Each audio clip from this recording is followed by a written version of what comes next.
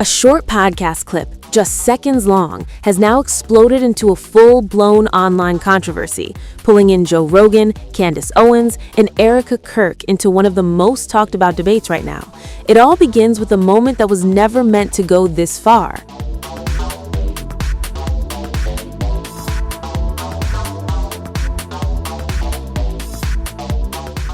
A conversation, casual at first, recorded on March 21 during an episode of the Joe Rogan Experience.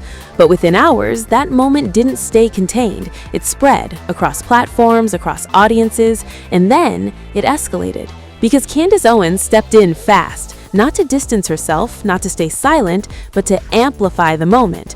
After reposting the viral clip, Owens made her position crystal clear. Oh no, another commentator to send a cease and desist to for stating the obvious fact that Erika's behavior, demeanor, and history is bizarre. A sharp statement. And then she adds, ever wonder how Joe Rogan stays on top? Because his conversations reflect how everyday people feel. In that moment, the tone shifts. This is no longer just about a podcast clip. It becomes a debate about perception, about public opinion, about what people are willing to say and what they're not. During the March 21 episode, Rogan makes a remark that immediately grabs attention. I've heard Erika Kirk I've heard that one. Blunt, unexpected, and instantly viral. That one line becomes the spark. But the conversation doesn't stop there. It gets stranger, more layered, more confusing. Rogan goes on to reference unusual material. Maybe it was also in some weird CIA documents or CIA films. He continues, you ever seen those films? See if you find those films. There's some weird internal films that they made that she was a part of.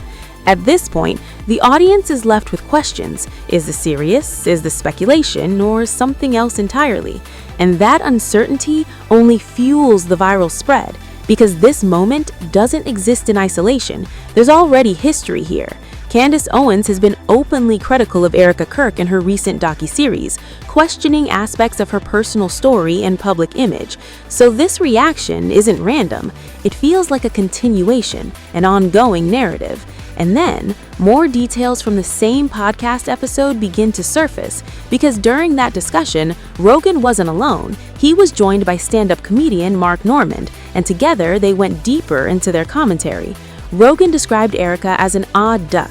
He even referenced a compilation video. Have you ever seen the compilation of her making crazy eyes? Adding, there's a video of her making demon eyes. To illustrate his point, Rogan pulled up a clip. A moment featuring Erika during a December CBS town hall in conversation with journalist Barry Weiss, a visual reference now pulled into the debate. Then comes another layer. Mark Normand brings up Erika's past TV appearance. She was on a reality show, seemingly referring to her appearance on Summer House in 2019. And then a controversial label is used. Rogan responds a little bit. The tone remains casual, but the impact is anything but, because by now, the conversation has crossed into multiple territories, personal, public, and speculative. Rogan also revisits the claim about CIA-related content. She was also in some weird CIA documents or CIA films. He questions it openly. Was it an acting gig for the CIA? Who calls you for that? Again, no clear answers, only more questions and more attention. Then comes another claim circulating among a lot of people, that Erika may have been the handler of her late husband, Charlie Kirk, a statement that adds yet another layer to an already complex narrative, because Charlie Kirk's story carries its own weight. As previously reported, he was shot and killed while speaking at Utah Valley University in September, a tragic event, now indirectly pulled into this wider online discussion.